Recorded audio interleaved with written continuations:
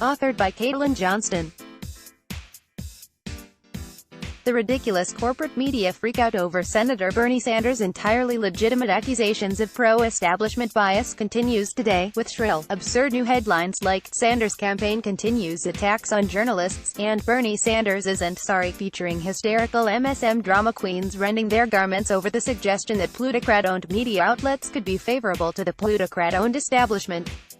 In response to this cartoonish display of billionaire-sponsored performance art, The Hill's Crystal Ball and Sagar and Jati aired a segment on their online show Rising, which is as damning an exposé on the dynamics of mass media empire propaganda as we are ever likely to witness. With startling frankness and honesty, the pair disclosed their experience with the way anyone who is critical of the establishment consensus is excluded from mainstream media platforms, as well as the way access journalism, financial incentives, prestige incentives and peer pressure are used to herd mainstream reporters into towing the establishment line once they're in.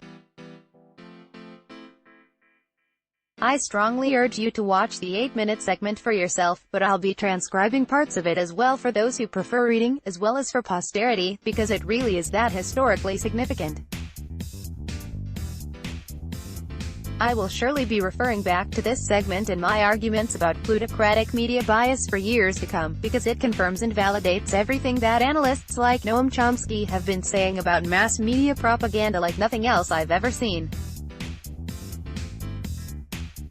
Status quo propaganda is the underlying root of all our problems, and Bolland and Jati have gifted us with an invaluable tool for understanding and attacking it. After laying out the evidence from some recent examples of bias against Sanders in the mainstream media, former MSNBC reporter Crystal Ball, yes, her real name, asked rhetorically, "Now the question is why? Look, obviously I've worked in this industry for a minute at this point and journalists aren't bad people. In fact, they're some of my closest friends and favorite people," Ball said.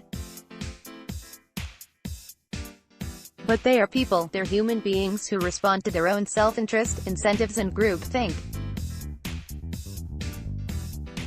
So it's not like there's typically some edict coming down from the top saying, 'Be mean to Bernie,' but there are tremendous blind spots. I would argue the most egregious have to do with class. And there are certain pressures too, to stay in good with the establishment, and to maintain the access that is the lifeblood of political journalism.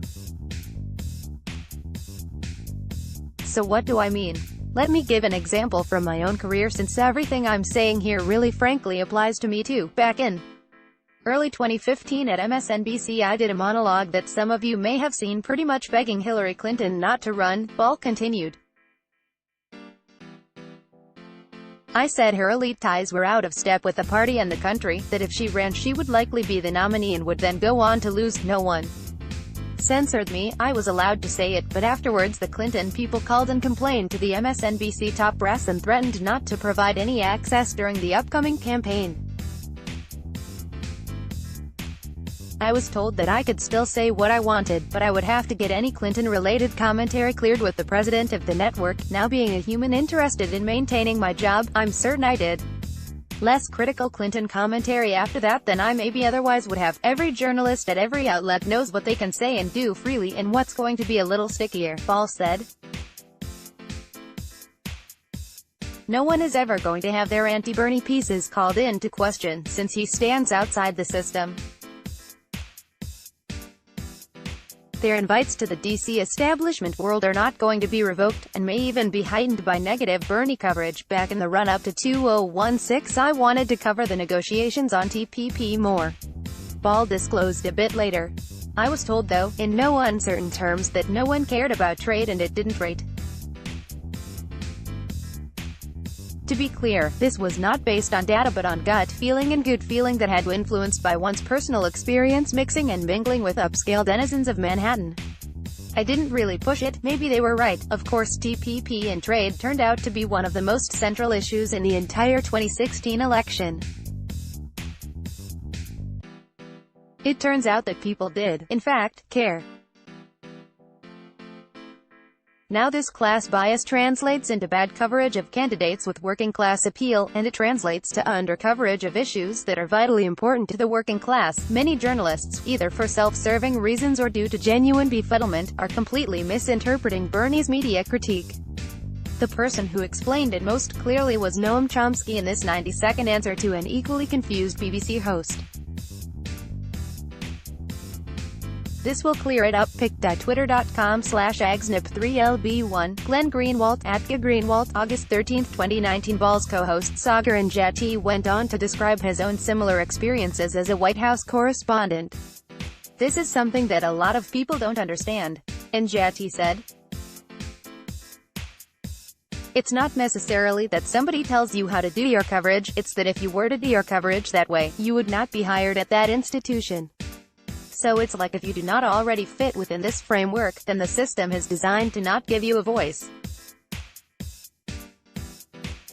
And if you necessarily did do that, all of the incentive structures around your pay, around your promotion, around your colleagues that are slapping you on the back, that would all disappear. So it's a system of reinforcement, which makes it so that you wouldn't go down that path in the first place. I've definitely noticed this in the White House press corps, which is a massive bias to ask questions that make everybody else in the room happy, aka Mueller questions," Enjeti continued. "Guess what the American people don't care about? Mueller. So when you ask a question, I've had this happen to me all the time. I would ask a question about North Korea, like, war and nuclear weapons that affect billions.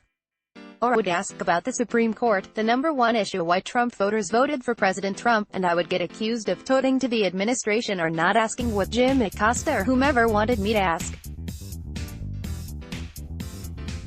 It's like, everybody plays to their peers, they don't actually play to the people they're supposed to cover, and that's part of the problem, right? And again, it's not necessarily intentional," Ball added. "It's that those are the people that you're surrounded with, so there becomes a groupthink. And you are aware of what you're going to be rewarded for and what you're going to be punished for, or not rewarded for, like that definitely plays in the mind, whether you want it to or not, that's a reality.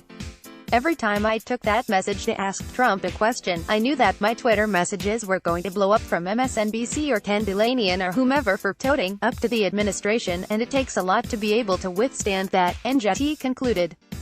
As we just discussed the other day, Ken Dilanian is literally a known CIA asset.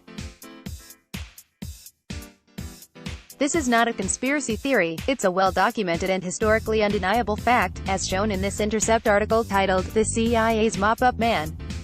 The testimony that Dilanian's establishment sycophancy affects not just his own reporting but those of other reporters as well via strategically placed peer pressure is highly significant.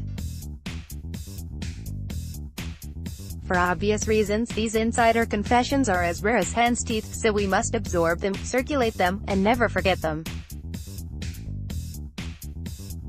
I'm still floored and fall to my knees grateful to Ball and Enjeti for putting this information out there for the sake of the common good. Our task is now to use the information they provided to help wake people up from the narrative control matrix. The best way to get around the internet censors and make sure you see the stuff I publish is to subscribe to the mailing list for my website, which will give you an email notification for everything I publish. My work is entirely reader-supported, so if you enjoyed this piece, please consider sharing it around, liking me on Facebook, following my antics on Twitter, throwing some money into my ad on Patreon or PayPal, purchasing some of my sweet merchandise, buying my new book Rogue Nation, Psychonautical Adventures with Caitlin Johnstone, or my previous book Woke, A Field Guide for Utopia Preppers. For more info on who I am, where I stand, and what I'm trying to do with this platform, click here. Everyone, racist platforms excluded, has my permission to republish or use any part of this work, or anything else I've written, in any way they like, free of charge.